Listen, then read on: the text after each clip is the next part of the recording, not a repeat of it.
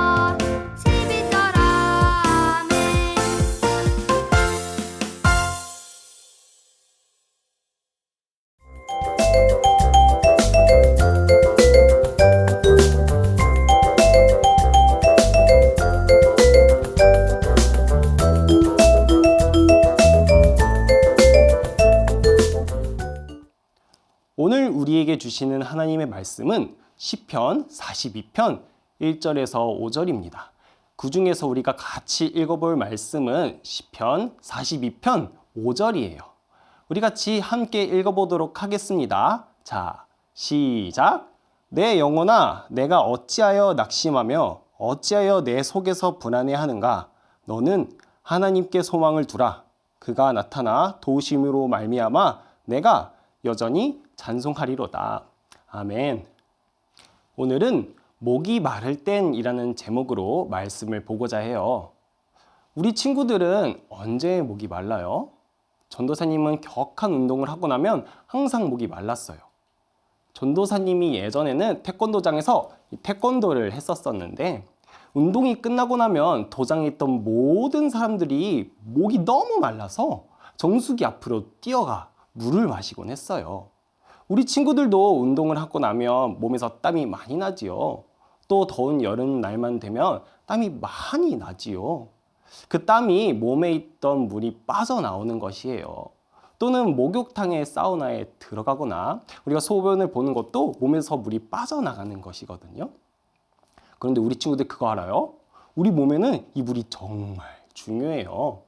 우리 몸에서 물은 땀을 내기도 하고 또 소변을 보게 하기도 하고 정말 중요한 일들을 많이 해요. 만일 우리 몸에 물이 부족하면 땀이 안 나게 되고 또 물을 아무리 많이 마셔도 목이 계속 마르게 되고 머리가 아프고 어지럽게 될 수도 있어요. 친구들의 뼈가 안 좋아질 수도 있고요. 또 몸에 힘이 없어지게 될 수도 있어요. 정말 큰일이 나게 되는 것이에요. 그만큼 우리가 이 목이 마를 땐 물을 마셔주는 게 정말 중요해요. 그런데 오늘 본문에는요. 또 보면 이처럼 목마른 사슴이 물을 찾듯이 시편의 기자도 영혼이 갈급해서 주를 찾는다고 쓰여 있어요. 오늘 본문 중에 42편 1절을 같이 다시 읽어볼까요? 자, 시작! 하나님이여 사슴이 시냇물을 찾기에 갈급함같이 내 영혼이 주를 찾기에 갈급하나이다. 아멘. 오늘 이 시편을 쓴 사람은 다윗이 아니라 고라라는 제사장의 자손들이 쓴 시라고 보고 있어요. 이 고라 자손들은 자신의 영혼이 하나님을 찾기에 갈급하다라고 말하고 있어요. 그런데 우리 친구들 갈급하다라는 이 말이 무엇인지 알아요? 갈급은 목이 너무 말라 물을 마시고 싶은 듯이 매우 조급하다는 뜻이에요. 쉽게 말해서 사슴이 목이 너무 말라서 물을 찾는 것처럼 내 영혼도 목이 말라서 하나님을 찾습니다 라고 말하는 것이에요. 친구들, 영혼이 목마른 것은 무엇일까요? 내 영혼이 내 마음이 점점 기쁨을 잃어가고 즐겁지 않고 기쁘고 즐겁더라도 아주 잠깐이라던가 아니면 기쁨이 작은 것을 이야기해요. 혹시 우리 친구들도 요즘 무기력하고 기쁨이 없고 즐겁지 않고 오히려 마음이 분노가 차고 분노가 가득하고 짜증나고 막 그러지 않나요? 그렇다면 우리 친구들도 영혼이 목마르다는 증거예요. 고라 자손도 이 영혼이 친구들과 같이 목말라 가고 있다고 말하고 있어요. 그런데 왜 고라 자손은 자신의 영혼을 목마른 사슴이 시냇물을 찾듯이라고 표현했을까요? 많은 사람들이 이 고라 자손은 사슴들끼리 처절한 힘싸움을 마치고 매우 목마른 듯이 물을 찾는 사슴을 봤을 것이라고 말해요. 이때 목마른 사슴이 물을 마시지 못하면 앞에서 전도사님이 말한 것처럼 몸에 물이 부족해서 아파하다 죽어가는 사슴들이 많았다고 해요. 그래서 사슴은 목숨을 걸고 시냇물을 찾기 위해 돌아다닌다고 해요. 그만큼 고라 자손은 자신들의 영혼의 상태가 이처럼 타들어갈 듯이 목말라서 하나님을 찾기에 갈급하다고 말한 것이에요. 친구들, 만일 몸에 물이 부족하면 어떤 증상이 있다고 했죠?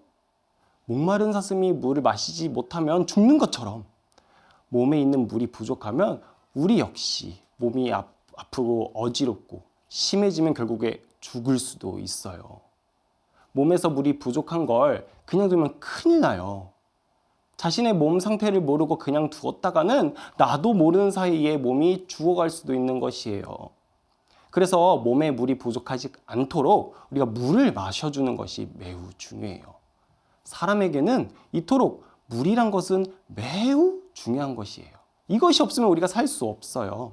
그런데 우리 친구들, 몸뿐만 아니라 우리의 영혼도 마찬가지예요. 우리의 마음도 고라자손이 고백한 것처럼 영혼과 마음에서 목마름이 있을 수 있어요. 기쁘지 않고 재미없고 화가 나거나 짜증이 나고 뭔가 부족한 느낌이 드는 것이에요. 영혼의 목마름을 그냥 두게 되면 영혼도 죽게 돼요. 그럼 우리의 영혼의 목마름을 위해 무언가로 채워야겠지요. 그런데 아무거나로 채우면 안 돼요. 올바른 것으로 채워야 해요. 우리 친구들이 무인도에 떨어졌다고 한번 생각해 봐요. 어느 날 갑자기 무인도에 떨어졌는데 주위에는 먹을 것은 아무것도 없고 오직 모래와 넓게 펼쳐져 있는 바다뿐인 거예요. 우리는 내리쬐는 햇빛에 목이 점점 말라가고 있어요. 점점 몸에서 물이 부족해지는 것이에요. 어지럽고 속은 울렁거리고 물을 마셔야 될 것 같아요. 그럼 어떻게 해야 될까요? 눈앞에 보이는 바닷물을 마셔야 될까요? 아니요. 큰일 나요. 친구들, 바닷물에는 소금기가 들어있어서 목이 마르다고 바닷물을 마시면 더 목이 마르게 되고 심하면 죽음에 이를 수도 있어요. 그럴 땐 빗물을 받아서 마시거나 생존 전문가의 말대로 깨끗하게 만든 물을 마셔야 해요. 이처럼 우리도 우리 마음에 엉뚱한 것으로 채우면 큰일 나요. 그런데 사람들은 이 갈급한 영혼을 자꾸 엉뚱한 것으로 채우려고 해요. 어떤 사람은 게임으로, 어떤 사람은 만화 영화로, 어떤 사람은 폭력이나 거짓말하는 것으로 자꾸 채우려고 해요. 그런 안 좋은 것으로 마음을 채우면 어떻게 될까요? 아마 아주 잠깐은 기쁘고 평안해질 수 있어요. 그러나 아주 잠깐이에요. 그건 목마를 때 바닷물을 마시는 것과 같이 잘못된 것이에요. 그럼 영혼을 채우는 올바른 깨끗한 물은 무엇일까요? 우리 같이 고라자손의 고백을 다시 한번 볼까요? 내 영혼이 주님을 찾기에 갈급합니다 라고 고백했어요. 맞아요. 코로나로 영혼의 목마름이 온 우리에게는 바로 예수 그리스도가 필요해요. 우리 마음을 채울 수 있는 건 오직 영원한 기쁨이며 마르지 않는 샘물과 같은 예수 그리스도뿐이에요. 요한복음 4장 14절에 이렇게 쓰여 있어요. 우리 같이 한 목소리로 같이 읽어보겠습니다. 자, 시작! 내가 주는 물을 마시는 자는 영원히 목마르지 아니하리니 내가 주는 물은 그 속에서 영생하도록 솟아나는 샘물이 되리라. 아멘. 맞아요. 예수 그리스도께서 주시는 물, 예수님을 통해서 우리는 영혼의 목마름을 해결할 수 있어요. 예수님이 우리의 마음을 마르지 않는 샘물이 되게 하신다고 하세요. 그럼 우리가 영혼의 목마름을 겪고 있어도 우리 마음에 물이 충분해서 죽지 않게 되겠지요. 그럼 지금 영혼의 목마름을 겪고 있는 우리가 어떻게 예수님을 우리 마음에 모실 수 있을까요? 그것은 오늘 시편 저자인 고라자손의 다음 고백들을 통해 알 수 있다고 해요. 먼저는 하나님과 자신의 영혼을 멀어지는 것을 매우 아쉬워했어요. 오늘 본문 42편 2절의 말씀을 같이 읽어볼게요. 시작! 내 영혼이 하나님 곧 살아계시는 하나님을 갈망하나니 내가 어느 때에 나아가서 하나님의 얼굴을 배울까? 아멘. 고라자손은 하나님을 만나지 못하는 상황인가 봐요. 이 시편 42편은요. 다윗이 이 압살롬의 반역을 피해 도망 다니던 중에 이 고라자손이 썼다고 추측하고 있어요. 다시 말해서 이 고라자손은 압살롬을 피해 도망 다니면서 하나님을 예배하던 원래 장막, 집, 예배 처소에서 예배를 드리지 못하는 상황이에요. 그래서 영혼의 목마름이 오면서 하나님이 너무 보고 싶은 것이에요. 우리가 3절과 4절 말씀을 통해도 알 수 있는 것은 자신들의 모습에 하나님이 없어서 눈물이 음식이 될 정도로 슬퍼하고 있고, 다윗 왕과 고라 자손들이 함께 예배를 드리던 때를 너무 그리워하면서 마음이 상하다고 이야기해요. 고라 자손들은 과거 예배 처소에 나의 하나님을 진심으로 찬양하고 예배하던 그때를 너무 그리워하는 것이에요. 우리 친구들도 하나님과 멀어지는 나의 모습, 교회, 그리고 예배에서 멀어지는 그 나의 모습을 발견하고 있나요? 혹시 발견하지 못하고 집에서 예배를 드리는 것이 너무 편해서 어느새 잊어버린 것은 아닌지요?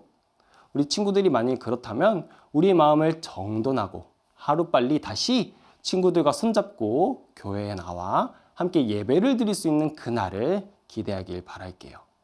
교회에 다시 나아가 친구들이 마음과 뜻과 힘을 다해 예배를 드리면 우리 친구들의 영혼과 마음에 마르지 않는 샘물을 하나님께서 주실 거라 믿어요.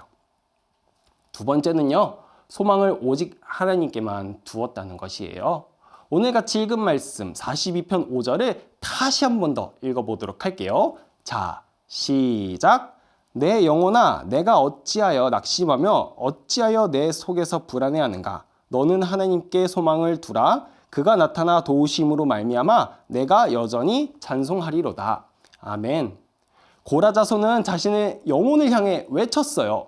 내 영혼아, 낙심하지 마라. 걱정하지 마라. 하나님께 소망을 두라.